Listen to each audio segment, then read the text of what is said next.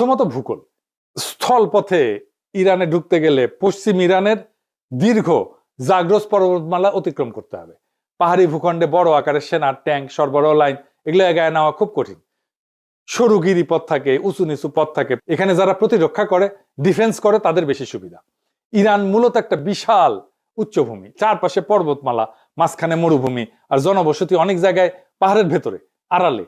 এই ভূগোল আক্রমণকারীদের জন্য তিনভাবে বিপজ্জনক। একটা হচ্ছে মেকানাইজড বাহিনী, এগুলো ট্যাঙ্ক ইত্যাদি, গাড়ি, বহর টহর এই সমস্ত নিয়ে যখন যায়, আগাইতে যায়, তখন গতি কমে যায়। সংকীর্ণ উপত্যকার মধ্যে দিয়ে যেতে হয়, চোক পয়েন্ট আছে, মানে যেখানে আটকায় যেতে পারে। এসব জায়গায় কনভয় আটকায় গেলে ক্ষয়ক্ষতি দ্রুত পারে, উপর থেকে আক্রমণ করবে। যারা ডিফেন্স করে তাদের এখানে সুবিধা, উচ্চভূমি থেকে নজরদারি করতে পারে, অ্যাম্বুশ করতে পারে, প্রতিরক্ষা লাইন তৈরি করা তুলনামূলকভাবে সহজ। ইরান সবসময় এই অ্যাডভান্টেজে থাকবে। রাজধানী বা নগরগুলো এগুলো ইনসুলেটেড, মানে বড় শহরগুলো অনেকটাই পাহাড়ি বলয়ে সুরক্ষিত, চারিপাশে পাহাড়। দ্রুত ধাক্কায়, কুইক থ্রাস্ট যেটাকে বলে মিলিটারি ভাষায়, এটা ফল আনা কঠিন। ইরান সমতল ইরাকের মতো না, এখানে ভূগোল নিজেই এক ধরনের প্রতিরক্ষা বাহিনী হয়ে থাকে। এরপর আছে লজিস্টিক্স বা সরবরাহ। ইনভেশন মানে শুধু সৈন্য যাওয়া না, এটা সাপ্লাইয়ের যুদ্ধও বটে। স্থল আক্রমণে জেতা মানে সাপ্লাই চেনের উপরে বেঁচে থাকা, সাপ্লাই লাইনের উপরে বেঁচে থাকা। প্রত্যেক দিন বিপুল জ্বালানি, গোলা বারুদ, খাবার, যন্ত্রাংশ এই সমস্ত দীর্ঘ রুটে এনে পৌঁছাইতে হবে।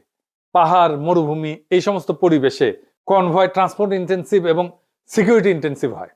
একবার সাপ্লাই লাইন যদি ভেঙে যায়, তাহলে ফ্রন্ট লাইনের শক্তি থাকলেও এটা কার্যত থেমে যায়, কাজ করতে পারে না, আক্রমণ করতে পারে না। এটাই বড় পার্থক্য। গ্রাউন্ড ক্যাম্পেনে আপনার যুদ্ধ ক্ষমতা নির্ভর করে সাপ্লাই পৌঁছায় কিনা এটার উপরে। এরপর আছে এন্ট্রি প্রবলেম, কোন দিক থেকে ঢুকবে। এটা এই রাজনীতিতে অনেক সময় সামরিক সমস্যার চেয়েও বড় হয়ে যায়। ইরানে বড় স্কেলে স্থল আক্রমণ করতে গেলে প্রতিবেশী দেশগুলোর ঘাঁটি, করিডোর দরকার পড়বে, কিন্তু আঞ্চলিক রাষ্ট্রগুলো রাজনৈতিক ঝুঁকি নিতে চায় না। নিজেদের ভিতরে অস্থিরতা, ইরানের পাল্টা আঘাত, এই সমস্ত কারণে এই অ্যাক্সেসটা দিতে চায় না, এবং দেয়ও নি কেউ। এই জন্য অপারেশনাল প্ল্যানিং খুব জটিল হয়ে যায়।